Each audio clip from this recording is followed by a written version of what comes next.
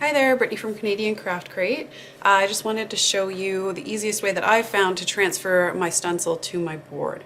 So after you've got your stencil weeded and your transfer tape on, it's time to put it on your board, and your board stained, sorry. It's time to put it on your board. So the easiest way that I found, and the reason I said to cut your stencil down so that we can line it up, is that way you can see your board and see where you're putting it, make sure it's all centered. So your first step is just get it centered on your board, placed where you're happy with it. You can measure at this point. I normally don't, I just kind of eyeball it and wing it, but I'm a rebel like that. And then once you're happy with where it is, the most important part is put your hand on it so that it doesn't move. Now there's 3 layers to your stencil. There's the top sticky tape that we put on, there's your stencil, and then there's the backing. So the backing's got a bit of a grid on it, you can see there. So what you want to do is take the backing off of your stencil so that the sticky part is here. Fold that backing underneath like this. And then just tack it in place. Like that. Take your squeegee or your credit card or whatever you're using, rub it down. Now, I'm just going to move this a bit so you can see.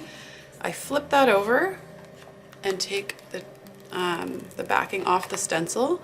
I do it this way so that I can see if the stencil is stuck to the backing. So you can see there, right here, the stencil is stuck to the backing. So if I were to keep pulling, it would rip my stencil. So now that I've seen that that's happening, I can just kind of take it off of there and continue going on.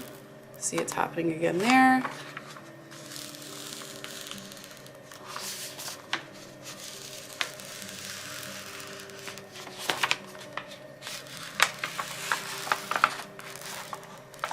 Perfect. So once your backing's off, you could just take this, put your stencil down, and then squeegee it, but what you risk doing that is that you have a wrinkle or you haven't put it down completely straight. And then if you get a wrinkle, obviously paint can bleed. So what I do is that corner is tacked down. So I start from that corner and I kind of work my way out, making sure that it stays on there straight. And then I'm not getting any bubbles or wrinkles.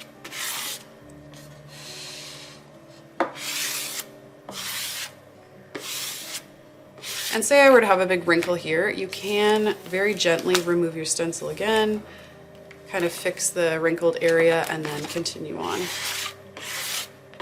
But if you do it the way I've showed you, you shouldn't get a wrinkle in there. Perfect. So once that's on there, you're happy with where it is, it's nice and straight. Just go through and make sure your stencil's pushed down really well. Great. So now obviously to paint, we need to remove that sticky tape that we put on. So the way I like to do it, can you see there? Yeah. Again, it's all about being able to see what you're doing as you're doing it. So I like to get the whole bottom peeled apart there, and then very slowly pull it up. And if your stencil's pulling up, you just kind of push it back down.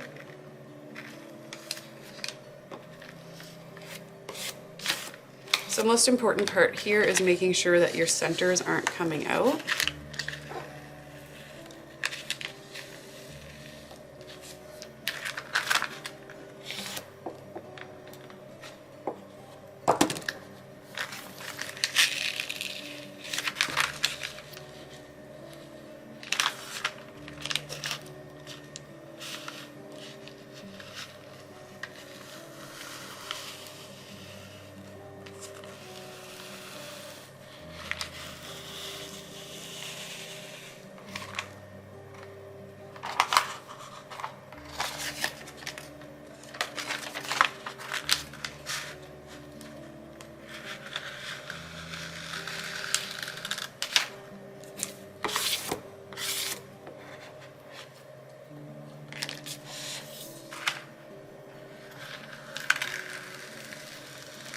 So you can see what I was talking about with the reverse weed here. So it left the butt in the circle, and when we're painting, we're going to paint the circle, and then when we remove the butt, the word will be the color of the board.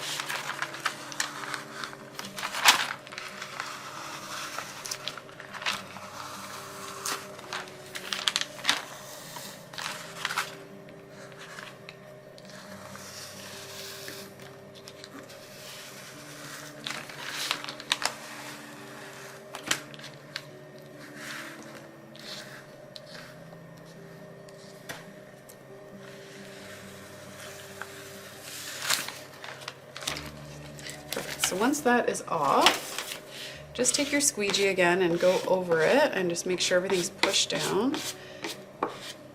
If everything's not pushed down, you can get bleeding underneath your stencil, which obviously isn't the look we're going for. So just kind of go through, have a look, make sure any parts of the stencil aren't poking up.